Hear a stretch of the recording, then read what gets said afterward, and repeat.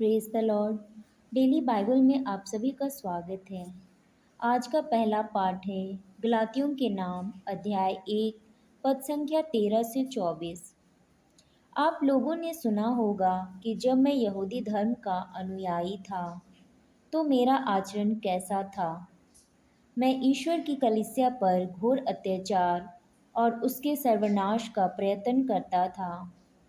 मैं अपने पूर्वजों की परंपराओं का कट्टर समर्थक था और अपने समय बहुत से यहूदियों की अपेक्षा अपने राष्ट्रीय धर्म के पालन में अधिक उत्साह दिखलाता था।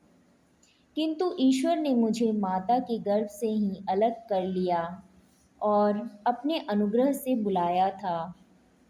इसलिए उसने मुझ पर और मेरे द्वारा अपने पुत्र को प्रकट करने का निश्चय किया, जिससे मैं गैर यहूदियों में उसके पुत्र के सुसमाचार का प्रचार करूं।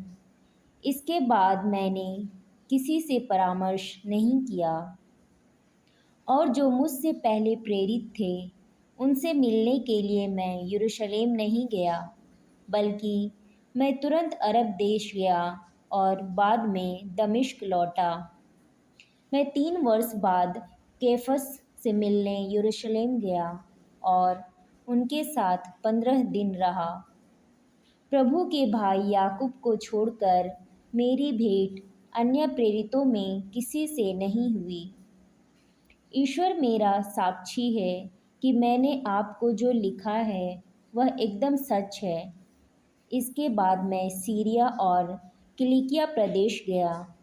उस समय यहूदिया की मसीही कलीसियाएं मुझे व्यक्तिगत रूप से नहीं जानती थी।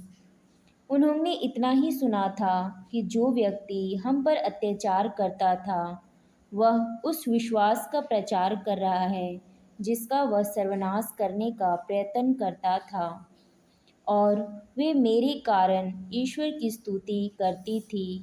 यह प्रभु की वाणी। आमीन।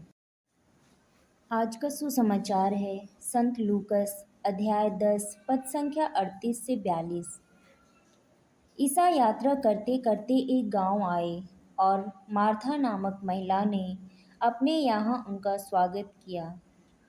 उसके मरियम नामक एक बहन थी जो प्रभु के चरणों में बैठकर उनकी शिक्षा सुनती रहती, परंतु मार्था सेवा सत्कार के अनेक कार्यों में व्यस्त थी। उसने पास आकर कहा, प्रभु, क्या आप यह ठीक समझते हैं कि मेरी बहन ने सेवा सत्कार का पूरा भार मुझ पर ही छोड़ दिया है? उससे कहिए कि वह मेरी सहायता करे।